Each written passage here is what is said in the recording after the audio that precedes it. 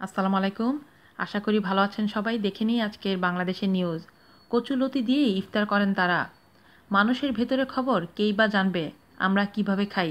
এই রমজানে একবেলা করে খেয়ে রোজা আছি। ইফতার কেনার মতো পয়সা নাই, তাই কচুলতি আর পানি খেয়ে ইফতার করি। আমাগো দেখার মতো মানুষ নাই। বাবাই বৃদ্ধ হইছে, কাজ করতে পারে না। পরিবারের 11 জনকে নিয়ে কোনো মতো দিন কাটছে আমাদের। এভাবেই কথাগুলো বলছিলেন লালমনিরহাট জেলার বামন পরিবারের মেয়ে প্রতিবন্ধী ফরিদা আক্তার। তিনি লালমনিরহাটের হাতীবান্ধা উপজেলার গড্ডিমারি ইউনিয়নের গড্ডিমারি গ্রামের সানিয়াজান নদীর তীর ঘেঁষা গুচ্ছ গ্রামে দিনমজুর সোলেমান আলী ও সাহেরা বেগমের মেয়ে। সোলেমান আলী ও সাহেরা বেগম প্রতিবন্ধী বামন 4 সন্তান নিয়ে গুচ্ছ গ্রামে বসবাস করেন। বৃদ্ধ সোলেমান আগের মতো দিনমজুরি করতে না পারায় অনেক কষ্টে পরিবার নিয়ে মানবেতর জীবনযাপন করছেন। সরেজমিনে দেখা গেছে সোলেমান আলীর স্ত্রী সাহেরা বেগম ইফতার আগে কচুরলতি রান্না করে বসে পড়েছেন ইফতার করতে। এভাবে তারা প্রতিদিন ইফতার করেন। চাল বাঁচাতে সকলেই রোজা রাখছেন বলে জানান সাহেরা বেগম।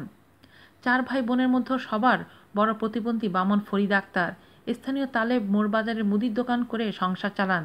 তার ছোট ভাই শাহ আলম হাবিল সানিয়াজান নদীতে মাছ ধরে বাজারে বিক্রি করে যে টাকা পান তা দিয়েই চাল কিনতে হয় তাদের। ছোট আরেক ভাই কাবেল মিয়া রমজান মাসে গানের জোগাড়ি বন্ধ থাকায় কাজ না পেয়ে বাড়িতে বসে আছেন। সবার ছোট বোন রাশেদা খাতুন এবার এইচএসসি পরীক্ষা দিয়েছে। শাহ আলম হাবিল ও কাবেল মিয়া বিয়ে করেছেন।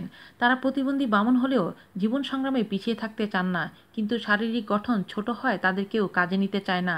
তারপরও এনজিও থেকে ঋণ নিয়ে মুদির দোকান শুরু করেন সবার বড় ফরিদা আক্তার, সেই পরিবারের একমাত্র উপার্জনকারী। প্রতিবন্ধী বামন ফরিদা আক্তার জানান, এলাকার চেয়ারম্যান ও মেম্বারের কাছে মায়ের জন্য একটা কার্ড চেয়ে অনেক ঘুরেছি, কিন্তু টাকা দিতে পারিনি বলে কার্ড হয়নি। ফরিদার বাবা সোলেমান আলী বলেন, বাজারে চালের কেজি 50 টাকা। 11 সদস্য নিয়ে বাকি দিনগুলো কিভাবে কাটাবো, 3 বেলা খেতে পারবো কিনা তাও বুঝে উঠতে পারছি না।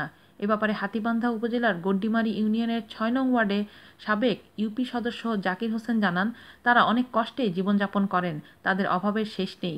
কারো সহযোগিতা পেলে পরিবারটি 3 বেলা খেয়ে বাঁচত।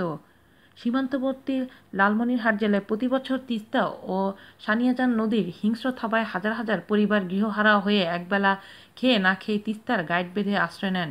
এসব পরিবারে ঈদের আনন্দ বলতে কিছুই নেই, আছে শুধু না বলা বেদনা। আজ এ পর্যন্তই। ভালো থাকবেন সবাই। আল্লাহ হাফেজ।